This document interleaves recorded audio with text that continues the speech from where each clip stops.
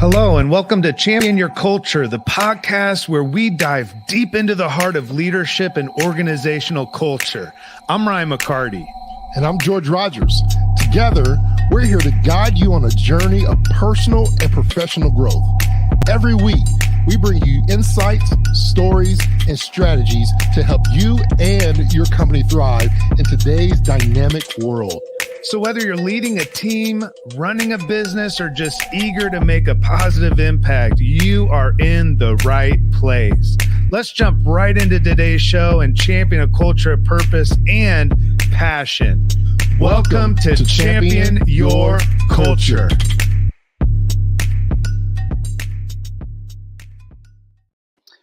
What's up, George? What's up, my friend? You know, I've been in a habit now 2 weeks of looking over here, and you're not there anymore. I'm not there. No, I happen to be in DC. I'm here on a little bit of a trip to speak to all the amazing folks at Teradata. For all of you that know of the company, AI analytics and all the good stuff to make sure that we're performing at our optimal space. So I'm kicking things off for their whole sales year tomorrow afternoon. I'm so excited about it. So shout out to Teradata and all the wonderful peeps over there. It's going to be great. So I'm sitting in a hotel room. Hopefully these curtains don't give that away. Looking very good, man. I thought, man, it was a good. You got your pre-stage type of background. It looks really nice.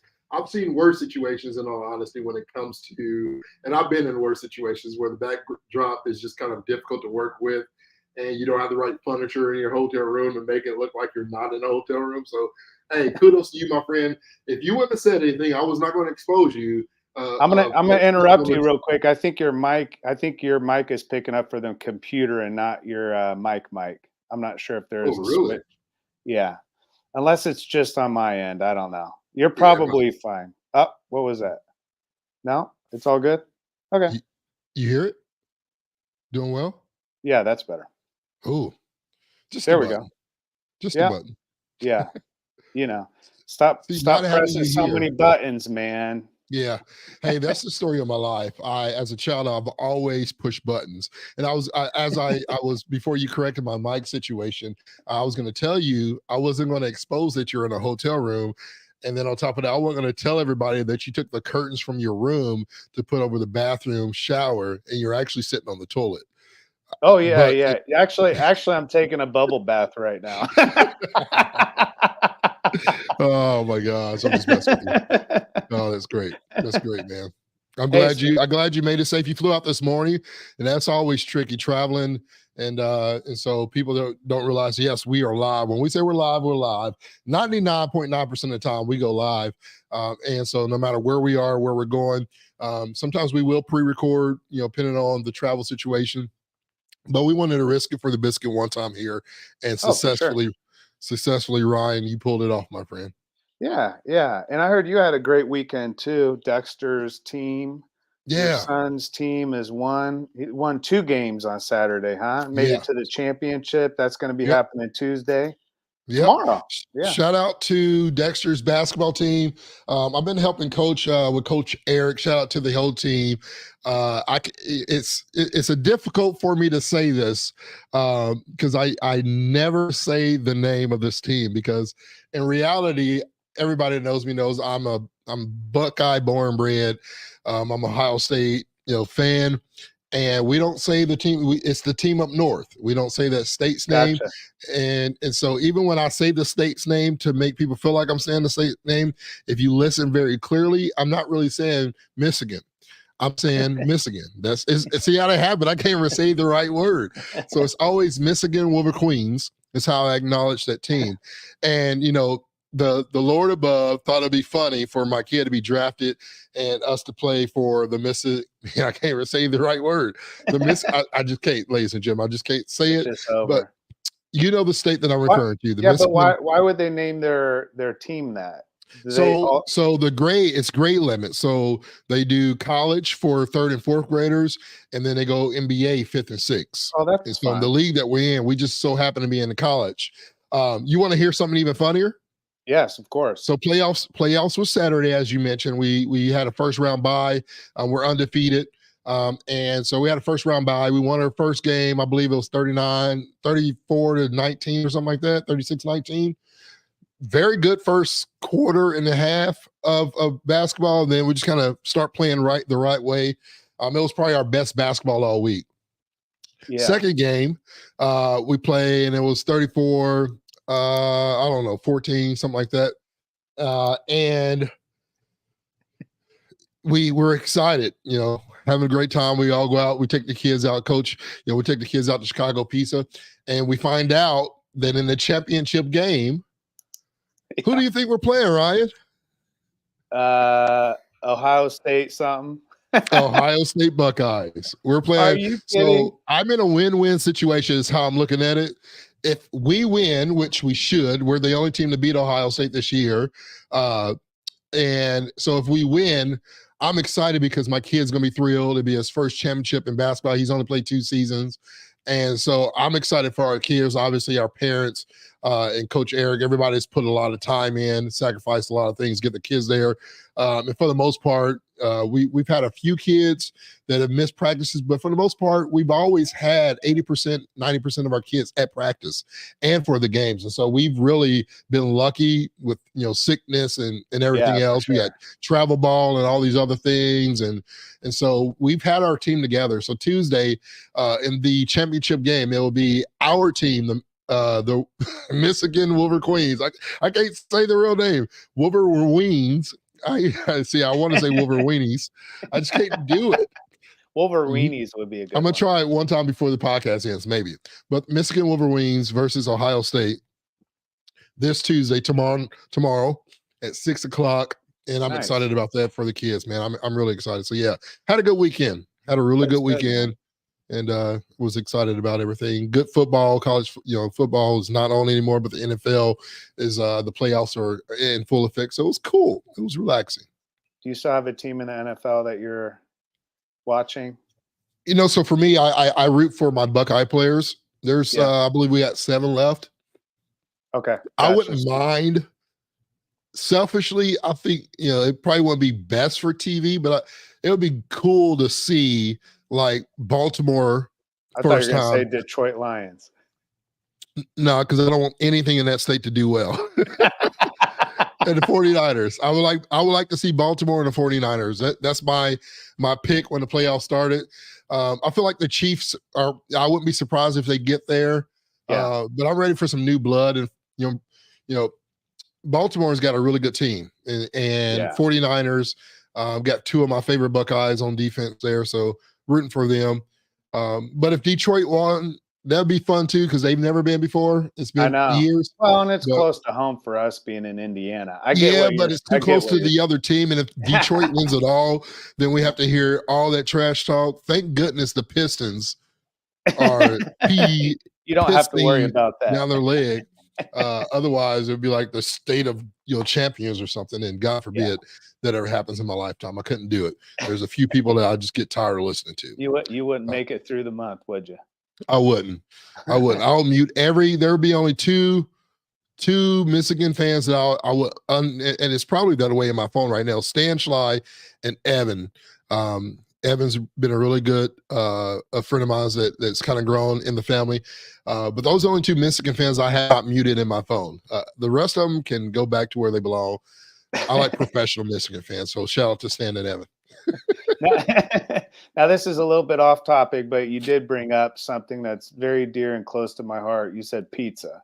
So you took the team out for Chicago pizza. My question is, because I've got in mind the pizza I like. I mean, I love Chicago pizza, but at the end of the day, for me, it's New York style. Oh, yeah. Yeah, I love the fold like the big slice. I like the big slice. I like to fold it. I like the grease dripping off the end. I like to buy it off the street for a couple bucks a slice. That to me is like peak pizza for me, even though that's just the basic pizza you could ever get.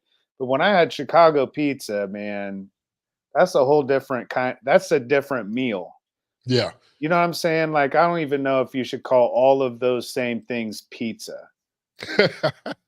You know it's what I'm saying? Pie. You know, It, it's a different type of pie. You know, some people refer to pizza as a pie. but that's how And we would refer to pizza in New York, though. It yeah, was always a pizza pie. yep. And so But you then got when you different go to pies. Chicago, it's a literal pie. Yeah, it's a It's deep like dish. so what's your favorite? My favorite, are you asking what my favorite is between Chicago style Thoughts? versus New Just York? any style, yeah, any Any style. style? Yeah. I really do enjoy Chicago pizza. The thing about Chicago pizza is that you order a large thinking you're going to have 2 or 3 slices. You get New York slice, you can do 2 slices of New York pizza, Easy.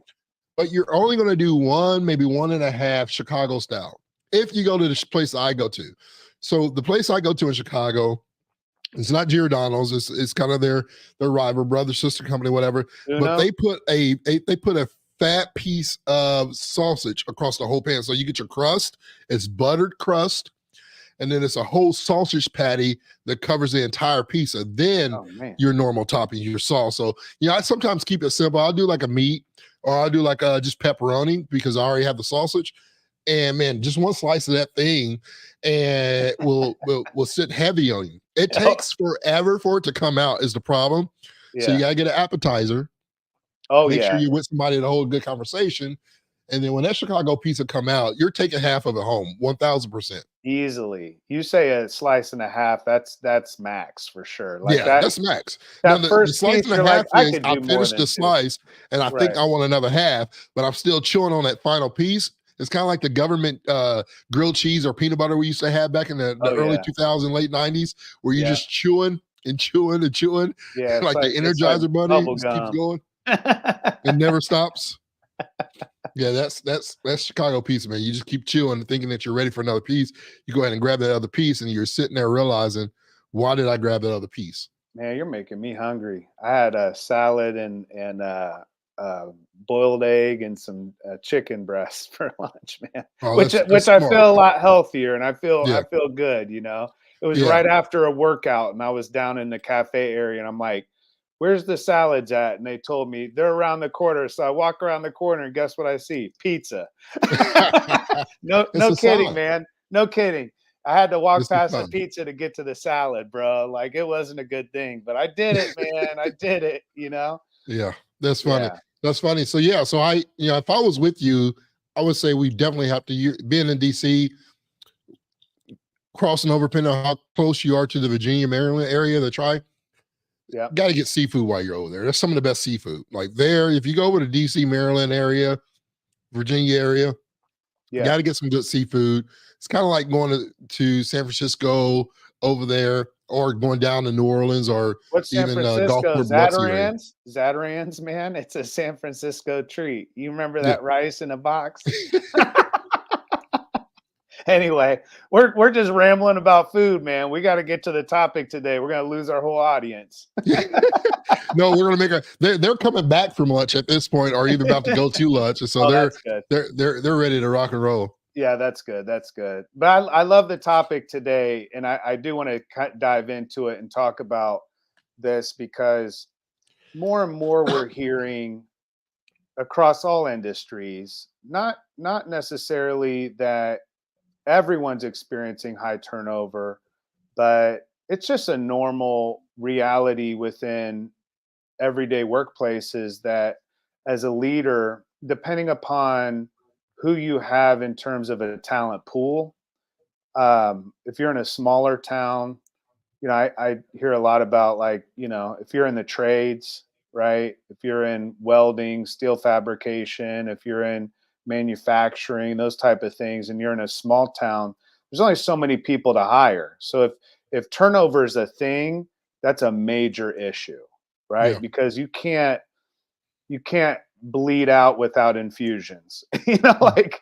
it's really important to have this ongoing understanding of what it takes to not only hire the right people but to keep the right people. We were talking before the show just as a to freshen up our minds around this, around the fact that when we're talking about keeping people, it's not that we want to keep everybody, right? That yeah, there is a healthy level of turnover, a healthy level of change that takes place within organizations, but it can get to a place where you're bleeding out, where Right. there's less people coming to work for you than there are those that are leaving, and that creates just all a myriad of issues, right? Because we know within the workplace, people, one of the greatest concerns that they have, employees have, is understaffing. I think I sent a meme to you the other day. What was it, that video where the lady was like, the meme said, um, my response to understaffing in the workplace, and it was just this very, very elderly lady saying, like, How long? Yeah, yeah. How long you been understaffed? And she just yeah, starts yeah, it's giggling, been giggling, giggling. 58 years. Yeah, that's Yeah, what it was.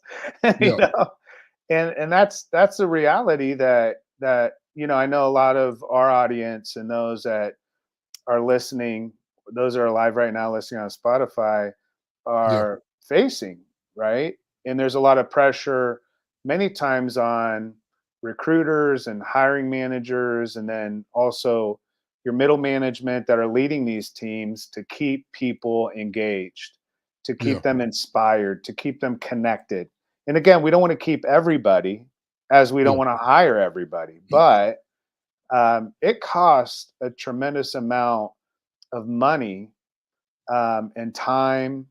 Really, you think about the 4 T's, and we talk about time, talent, treasure, and testimony.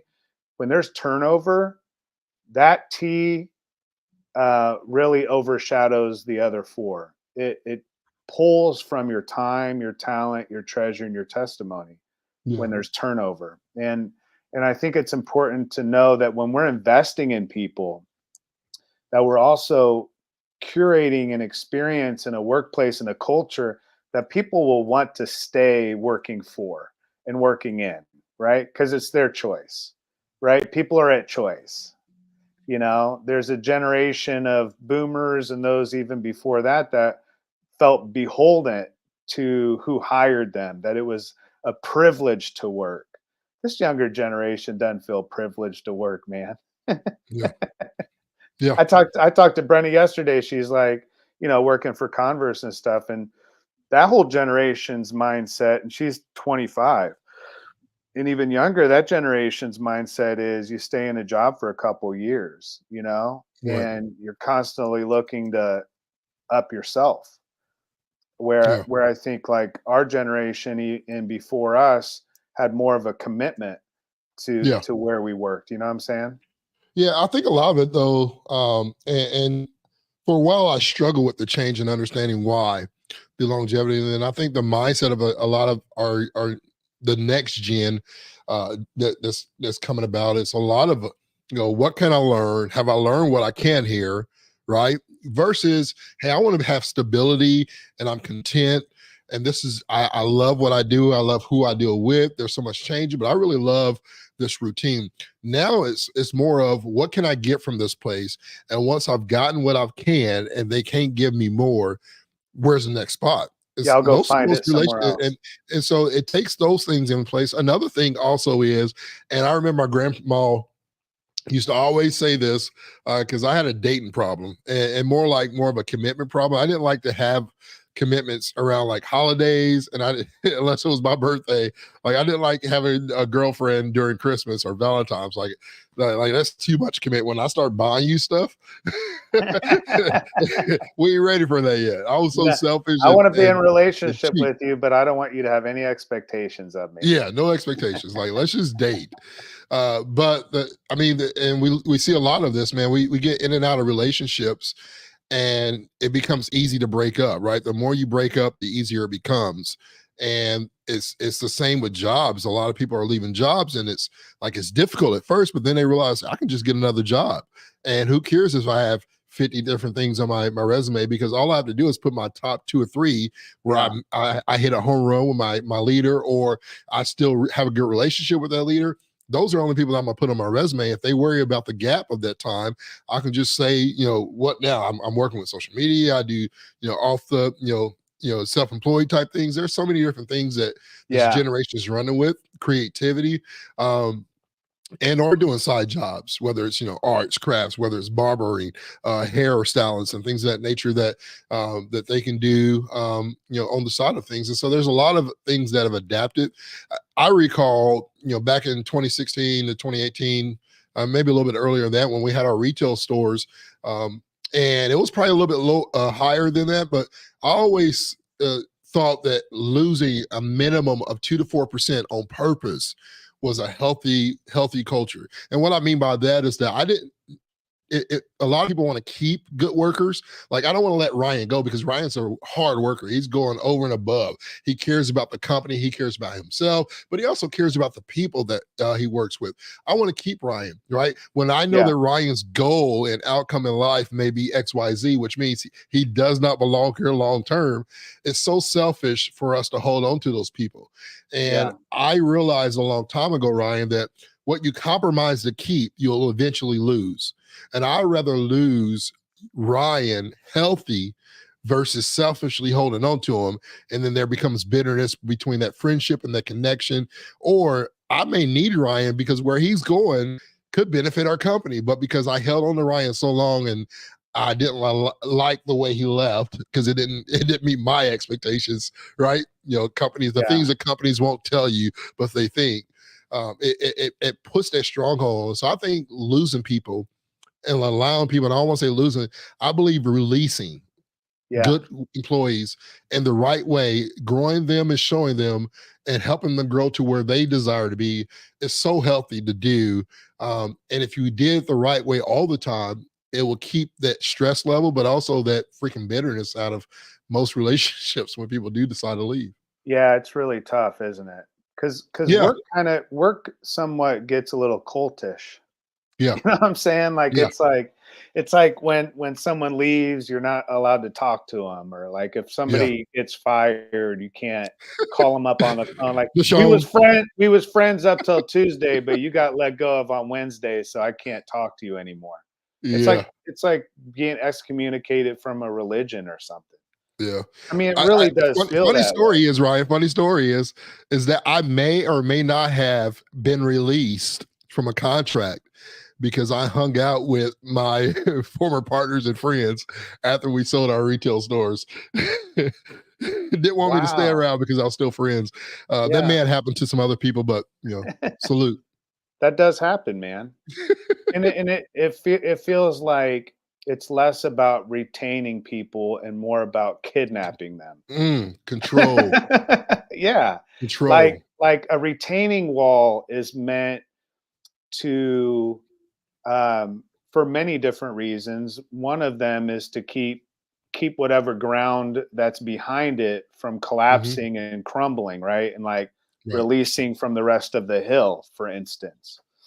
And we used to have an old house that had a retaining wall around our entire front yard area, and it constantly needed work because there's always the pressure from the ground moving outward, and the retaining wall is pressing up against it. And I even think the term retention just doesn't fit within this context because we're not looking at even retaining people. You know what I'm saying? Like, retaining people means that we put a wall up, a retention wall, and we're retaining them like they're a hill trying to get away. You know Yeah. what I'm saying? And but I think it's more around authentic connection. Not how are we retaining people, how are we Yeah. connecting with people, right? Yeah. Managers retain people as long as they can. Leaders connect with people. When you connect with people authentically and vulnerably, that there's risk involved in that, right? Because Yeah. there is a level of relationship that's a connection between true authentic leaders. And I think that's important as well because it's easy to, in an instance where someone could potentially be coached up or coached over or even coached out, when there's a significant breakup between that workplace and that employee, then if you're a leader that's been invested in this person and you're mentoring. I know this is the month of mentorship, a national mentorship month. Like, been mentoring, maybe it's a younger person, they just didn't work out. When you have a relationship as a leader, that's a lot trickier and than it is just managing people from a distance. Yeah. You know what I'm saying? When you really genuinely care about people and you love people, Yeah. um, yeah, that's just a different dynamic that's hard to find anywhere else, man. Yeah. Let's talk about some of these points that we discussed, and Yeah. let's get into these. Do you want to take a break real quick? You got a come on, man, that you want Now to do? Or let's do it in between. So let's do the first two. We'll do a come on man, and then okay. um, actually, I think we're gonna. Yeah, let's do it. Come on, man. All right, let's hit these though, because today we're going to talk about three main points that help to revitalize the workplace through engagement and connection. Yeah. How do we turn around or turn? How do we turn? Yeah, how do we turn around our turnover essentially? Um, and the first one goes right in line with the culture of good and who we are, what we're about, and that is fostering a culture of volunteerism. Yeah. You know, George, you and I've worked in ministry for a couple decades each, and most of what was going on within that space was that the movement itself was a movement that volunteerism was the catalyst for, right? Like when we did good together within ministry, it was in nonprofit work, it was very much focused on volunteerism. And the adoption of volunteerism within the for-profit space, although it's been steady, has been slow and steady. Yeah. And I think we've gotten to a place now where we have volunteerism opportunities, but we're talking about more than just that. We're talking about fostering a culture of it, which, as you and I both know, culture is how most people feel, believe, and behave most of the time. So we're not talking about having one-off volunteerism opportunities where you have a sign-up sheet and 20 people sign up and Yeah. 7 of them show up. You know, that's not what we're talking about. We're talking about a culture of volunteerism. Like, it's part of the everyday, not saying people go out and volunteer every day, but it's connected into what we do. It Yeah. speaks to why we do it. You know what I'm saying? Yep. Yeah, I think some of the things that the impact when I think about what we do, especially with the culture good, even a few weeks ago, your sister was here and we were, getting bags together and having some random people within our round room TCC family joining us as we were, putting some things together for, her group, the TBI, and being able to put bags together with hats and gloves and different types of things. um, the impact of those things, when I think about fostering that culture of volunteerism, I think about what it does individually for me, right? Before it can affect a group, how does it affect me, and impact me? And one of the things that I think changes with me, and I haven't told you this at all, right? So I haven't shared this, and I didn't plan on sharing, but I'm gonna get very vulnerable as we do. Like seeing that connection with your sister who is experiencing going through those things. She's dealing with other friends within her cohort, in a Brain sense, in her tumors. group Yeah. that are dealing with cancer and things of that nature. Here I am. And I was having flashbacks of just going through some of those same memories with my sister, right? Who, for several years was fighting cancer. And although as I was thinking about it, I was like, man, George, your morale totally changed. My inward morale was like, man, I love this. I wish I would have done something for it like this with my sister. I'm excited because you get to experience that with your sister, and being able to bring that impact and the joy that she had. And man, she was a fireball of joy. Some people got fireball energy, just her energy and joy of like seeing her happy, not for Yeah. herself, but Yeah. like she's talking about people's name, like this person is going to love this bag, right? Let me write their name on it. That joy. So when we talk about the importance, why do we want to volunteer? Why do we want to ask our employees to give more time, right? Why do we want to stop doing what we're doing inwardly and working on the business to do volunteer work, right? All these different types of arguments, because we always hear the argument of ROI. The greatest ROI to me, this is Georgeism, when it comes to fostering this culture of volunteerism, the greatest ROI that you would get as an organization, as a company, is what it would do and impact for your people's morale individually. We Yeah. always talk about the importance of individual growth before company growth. If you want to have an impact on somebody's morale, engagement, and understanding, um, man, I want to work with Ryan even more. I want to work with Ryan's sister even more. There was two people that came, a young lady that was working on iPads here in the building, and said, I'd rather do this, right? She loves what she does, but Yeah. she loved supporting. She just walking by, asked what we're doing, and said, I want to be a part of this. Can I help? Right? Yeah. What does that do? That shows me, man, I want to work here as long as I can, for as long as I can, however I can, because my morale was impacted. And something even greater, Ryan, that happened in that moment was that, not that I didn't feel like we had a team, it was just you and I and maybe a couple other people, but I feel like, man, somebody outside of Culture Good was here helping a cause that they had no clue about, didn't know what even was going on. They wish they would have known, right? Man, Yeah. that team collaboration Yeah. I where mean, that people just speaks stop what they're to, doing. yeah, that's the, what is it? The fourth promise. We Yeah, will inspire others to do good with us. yeah, And that idea of building a culture of volunteerism is quite different than having volunteerism opportunities. Because right. when it's a culture of volunteerism, there's expectation built around it. It's not that you force volunteerism within the organization. So it doesn't happen to people, it happens for them. Yeah, But when you foster that type of environment where people are given the opportunity to give back, to connect to their passion, I always say that passion comes from compassion, comes from what you've come past yourself.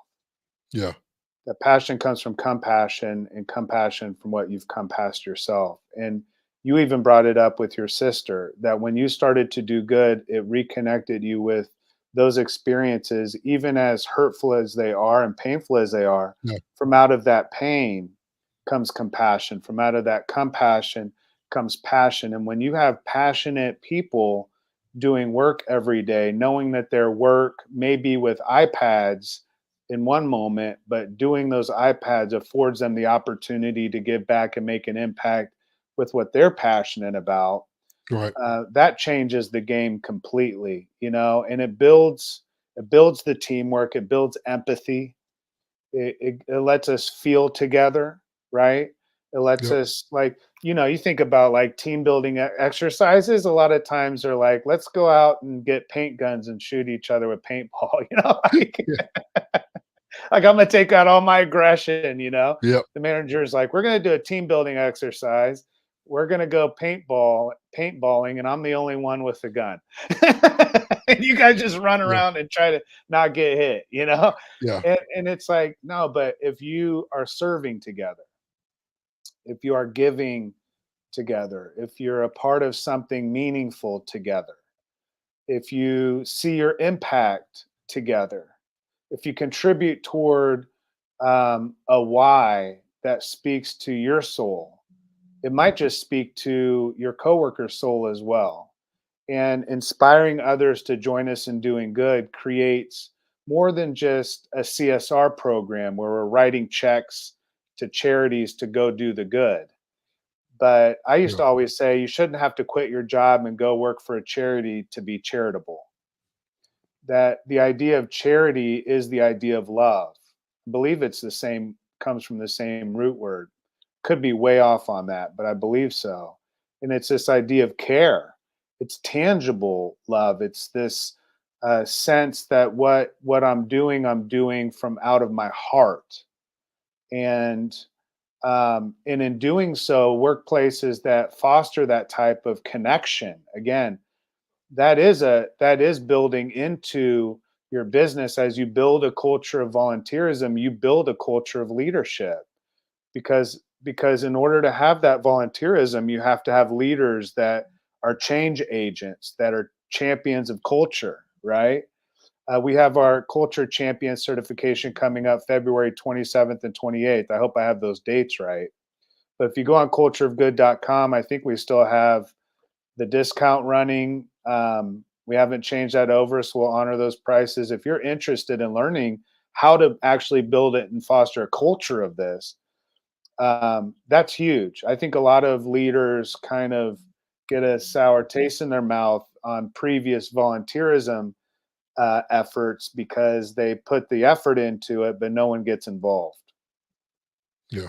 And it's really important to have a caring leader, but you also have to have a strategic plan that works. You Yeah. know, because you can have a leader, but if they don't know what and how they're leading and who they're leading it, they're going nowhere. They're just going to walk around in a circle. Yeah. Yeah. That's You know what true. I'm saying? Yeah. That's very true. So, you Very know, true. at TCC, we launched the volunteerism or culture of volunteerism, which we called the culture of good. And within a year and a half, 93% of employees stated that the culture of good gave them a sense of fulfillment in their everyday work. 93% stated that. Hmm.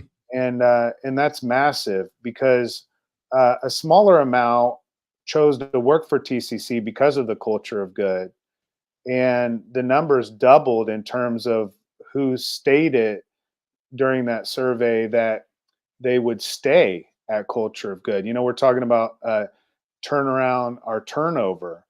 um, you know, you've got a significant over 50%, 60% of the population that's working for you stating that they will continue to work for TCC, and that culture of good, this culture of volunteerism, was a major contributor toward that decision. So there's your connection with leadership. Goes beyond retention.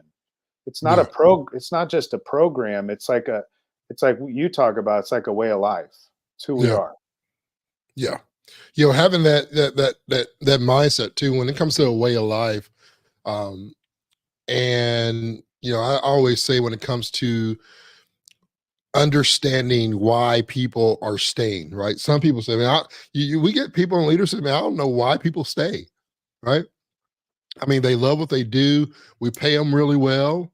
Um, but sometimes the culture is not where they desire to be. We work with a lot of good companies over the last year that had good culture. It wasn't perfect. It was somewhat perfect-ish, right? Yeah. It worked because they were working it. And we've seen a lot of companies within those organizations that were there for 10, 15, 20 years. Even some of the newer, younger people have been there for 5 or 6 years. And try to understand, why are people staying? How are you giving them that purpose? And I always think of it this way, and it may have been you or that have said this before, Ryan, but I thought about the 3 Ps. I'm an acronym junkie, but the 3 Ps of the pod, purpose, priority, and productivity. When people find purpose and you're using purpose to drive why they do what they do, and help prioritize that within that way, production goes up. When people are producing good, not just what they're doing, but they're producing why as well. Man, that's why people are staying. You mentioned, 93% felt fulfilled because of culture of good. And we talk about the 82%, I believe it is, that said that culture good is the reason why they stayed or wanted to come and join this company. There's that purpose.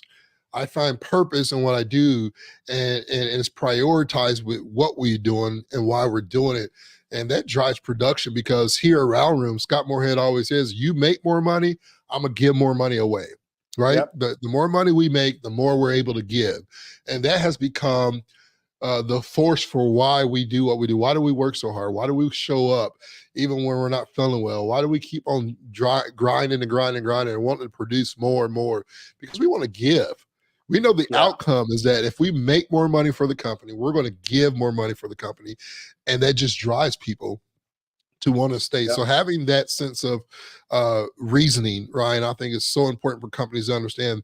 I want to jump into the second one, because I also love this one as well. And this is something that's also dear to our hearts as well. It's the impact of regular check-ins, right? Mhm. And even not just regular check-ins, but also what what we like to call stay polls, Yeah. and having those regular check-ins, understanding that if we're checking in, we preach this all the time. If you're not checking in with your employees, eventually your employees will check out, right? And sometimes if we're not checking within ourselves, we as people and leaders, CEOs, CEOs, whoever you are, whatever your title is, if you're not checking in with yourself, right, or checking in with your leader, and your leader's checking in on you, eventually we will check out. And Yeah. so Yeah. the importance of those things when it comes to keeping retention as a forefront and a goal, and keeping, when I think about retention, at the end of the day, Ryan, I think about how can we keep our people healthy. Yeah. And well-being and all of those things. And a lot of that has to do with, like, if I'm not checking in with my team members, then I really don't know their state, their mindset. I don't know their state of well-being. I don't know whether this position's working for them or not. I don't know whether they're a quiet quitter, Yeah, right? Because a quiet quitter has quit, but they're doing just enough work so they fly under the radar. You don't fire them, yeah, and that's probably because you pay them just enough where they can't quit. yeah. So there, we have everybody living on this, like, teeter totter, or tightrope rather, around, will I stay or will I go? Look at you bringing out the stalls, man. Look at you. Look at you. But think about this: like, what does it say to you as a team member if a leader doesn't ever check in with you? Yeah, And as simple as saying, "How are you doing?" um, is a good start, because if I don't check in with you, it devalues you within the team. It devalues you within the relationship. You know, yeah, if you feel like you're just a secondary player on a team, like you're on the bench, you know, right, those that play on that typically sit on the bench and don't get in the game, the coach isn't checking in with them all the time.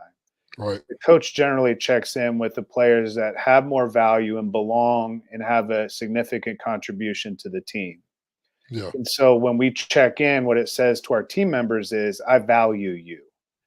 It right. says to our team members, you belong here. Yeah. You know what I'm saying? Like that. What are you doing with the video? I touched it once. You like that? I was just trying to zoom in. I see your face closer. I was trying to get you to get real close. Okay, gotcha. Well, I'm here now. You and your buttons, man.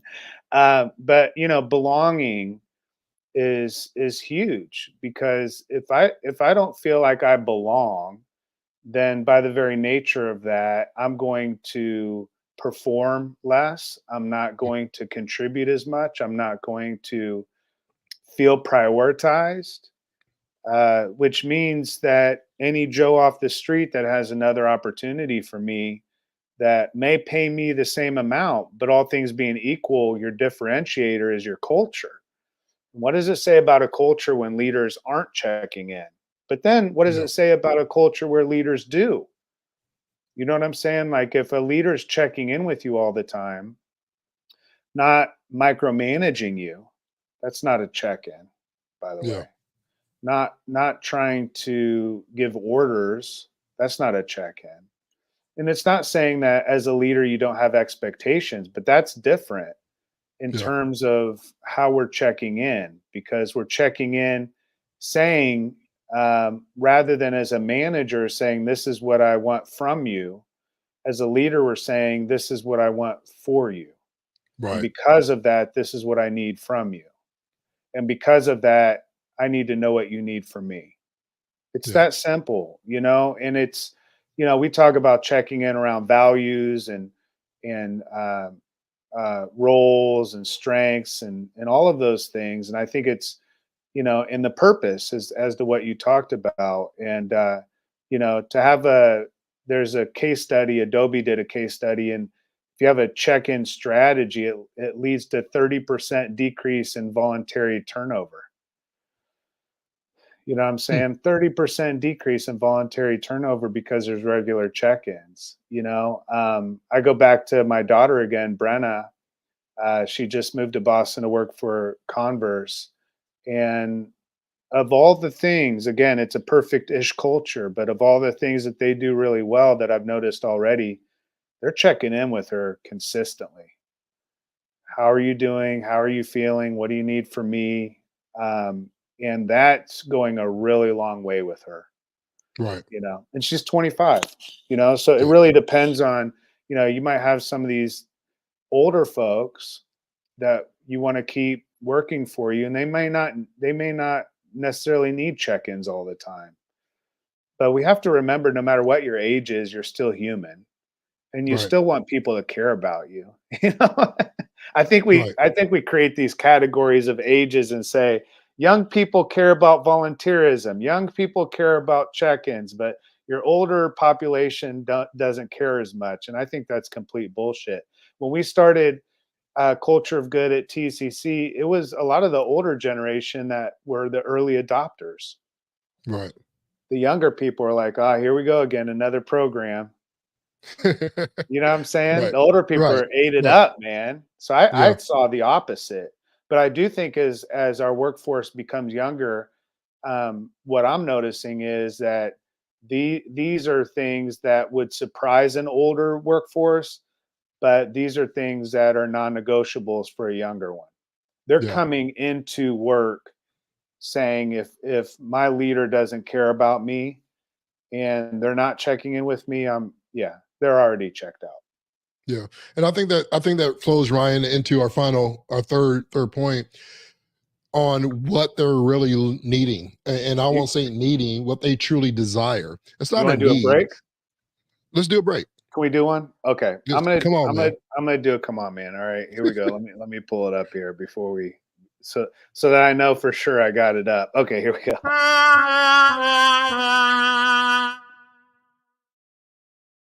All right. This is Come On Man, brought to you by The Culture of Good. Again, go on cultureofgood.com to find out about our 2-day certification. So this was on Reddit. It was just some comments on another post, but I thought it was really funny. This person said there's three statements. All right. I'm gonna go to the All right. first one. It gets better with each one. The first one. I learned from Fight Club that insurance pays double if you die on a business trip. Okay. All right. The response, listen to this.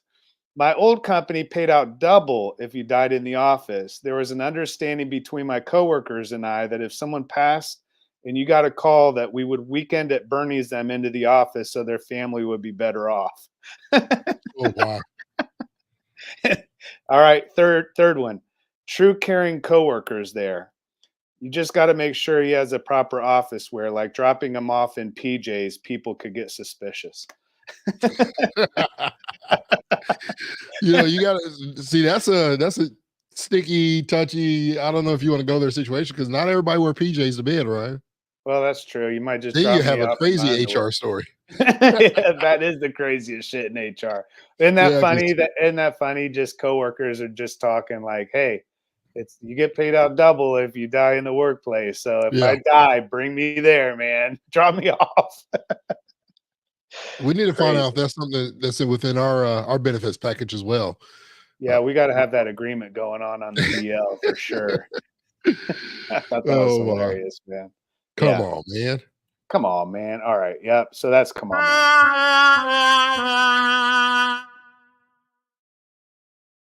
Okay. So Oh, the third on today's list, so we went through fostering a culture of volunteerism, the impact of regular check-ins and stay polls. Again, those stay polls, we didn't really hit on that much, but a lot of people do exit interviews or exit polling. Why'd you leave? That kind of thing. We're making sure that the 3 month, the 6 month mark, maybe every 3 months, maybe it's something you do every quarter. Part of it's yeah, like asking them, as you mentioned, like, why are you staying? I think that's really important.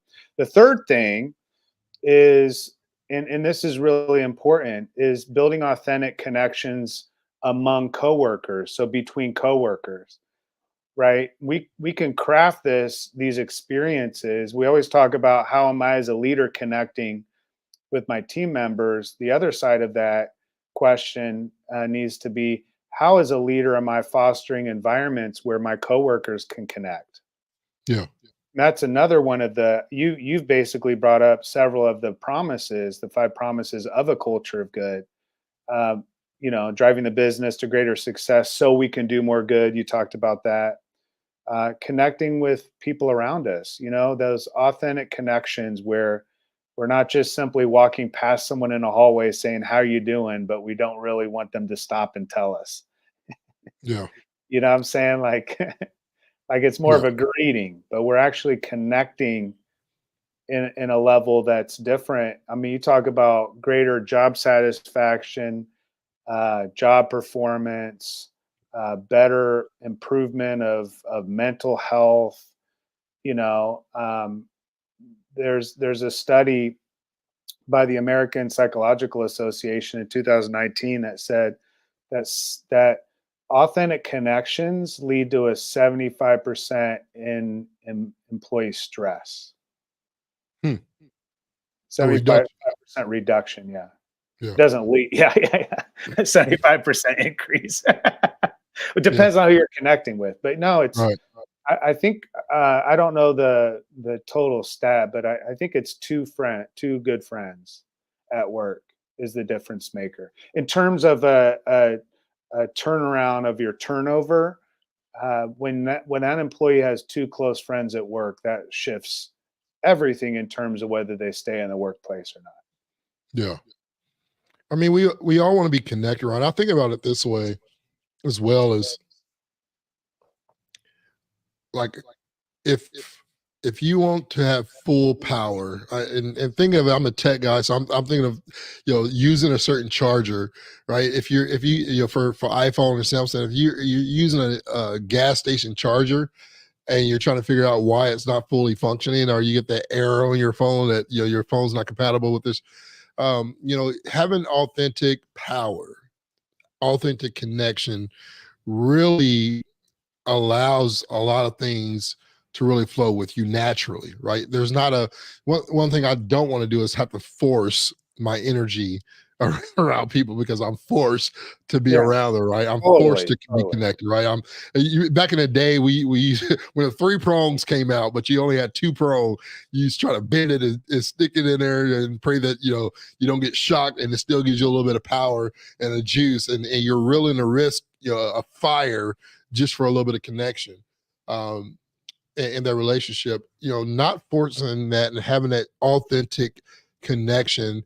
I think about our other promise, and here's another promise: care. Right Yeah, when you're wanting a authentic, when you're building authentic connections, um, it starts with a sense of caring for people, right? yeah, I care for you because something about you I've connected with. A lot of this generally starts with conversation. Somebody shared a story and was vulnerable, right? I can relate to that. I care about that so much as well, right? We have a connection then. We both have something that we're burdened by or we're excited by, that we care about something genuinely, right? And so when I think about building authentic connection, it's not saying, hey, George, you're a people person, and here's two people that are not very people person ish, right?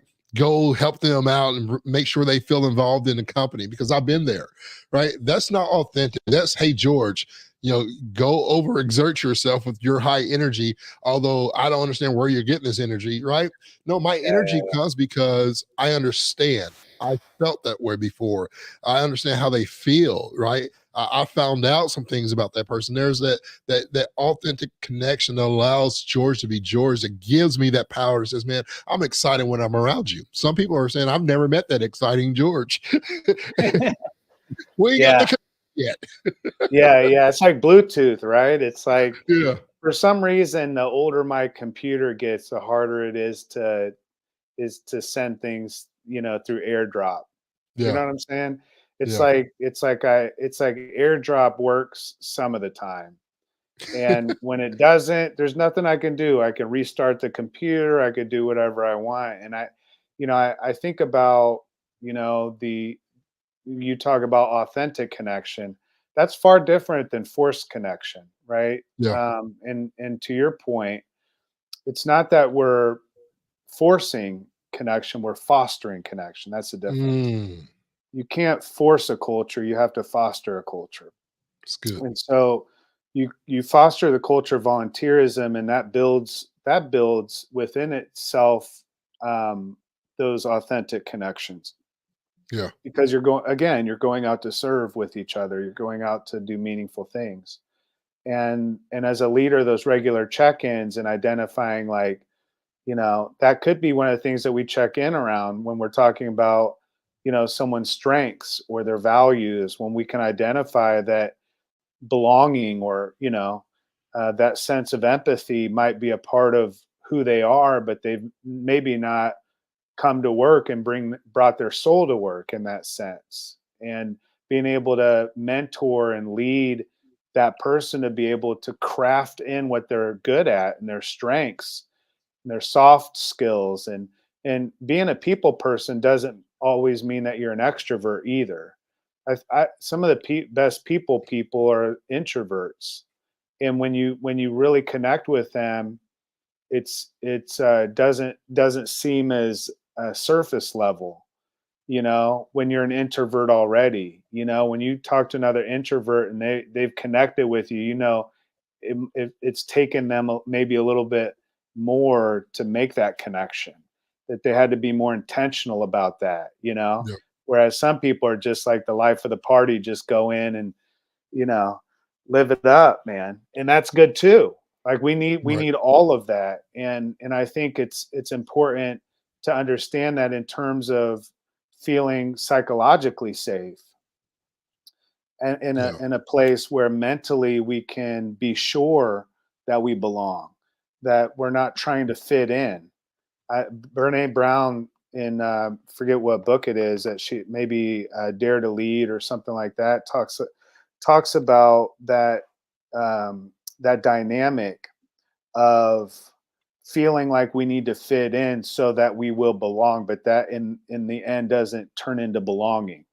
As long as we're fitting in, um, that's like this fake, forced kind of culture when we're fitting in. But when we have that feeling and we have that belief and we have behavior that says I belong here, that comes from feeling psychologically safe to do so. And that speaks to many different experiences across the board, not just from my perspective as a middle-aged white guy, but what does that mean for you? What does that mean for my wife, Katara, right? As a black woman, what is it working in the workplace? Like, what does that mean for the whole spectrum of humanity in terms of how they can come into work, and is there a place for them to not fit in but rather to belong? And I think Brene Brown does a really good job of breaking that down. But I think so much of my life, kind of as we close this up today, just being real vulnerable, was about fitting in. When you don't feel like you have your place or your footing in the world, you feel like, where do I belong?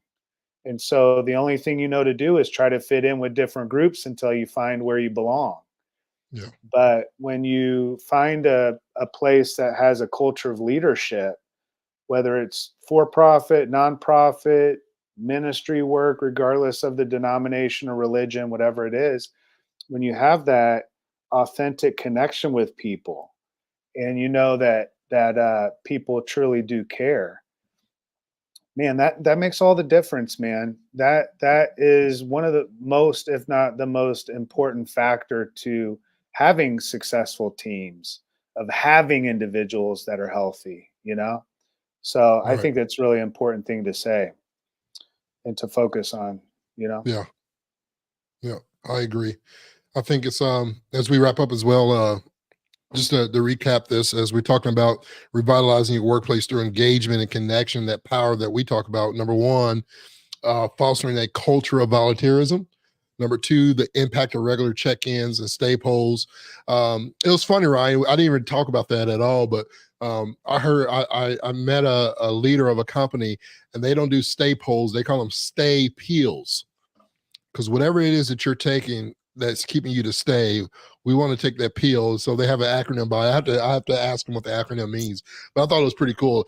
Otherwise, I'm gonna make up my own pill acronym, and that'd be pretty cool as well. But like instead of a chill pill, take a stay pill. This is why we want you to stay. That can go a whole different route now that I'm thinking about it.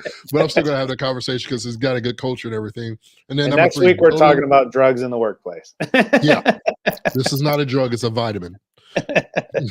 Building authentic connections,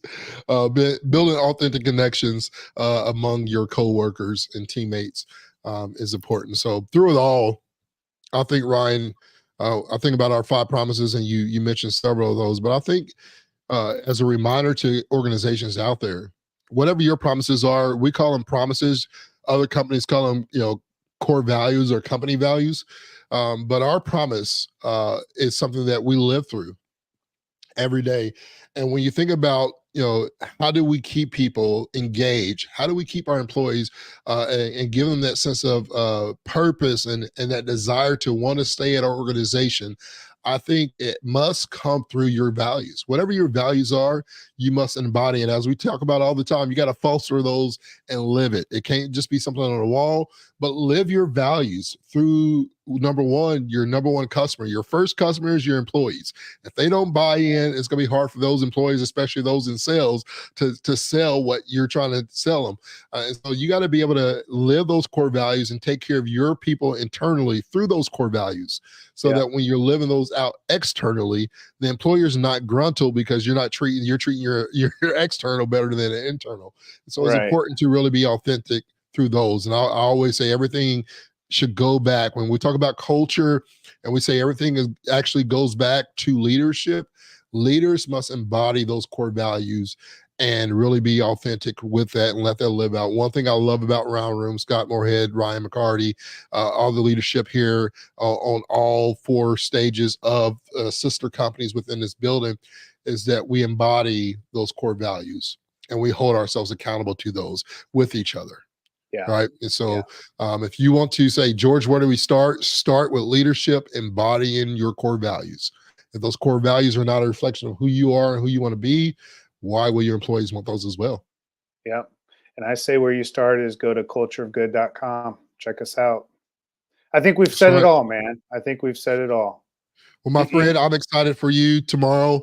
I'm going to be coaching my kid and our team to a championship, and you're going to be coaching a crowd of people to champion their purpose and live their life and bring their soul to work and all that great stuff. So I wish I could be there. I was supposed to be there, but I want to make this memory with my son, and I'm sure we'll make memories as well in the future. Way more important what you did. I'm proud of you. I appreciate you letting me Good job being a good freaking dad, man. I'll try. And we love you all. Thank you for joining us today on Champion Your Culture. Thank you for tuning in to Champion Your Culture.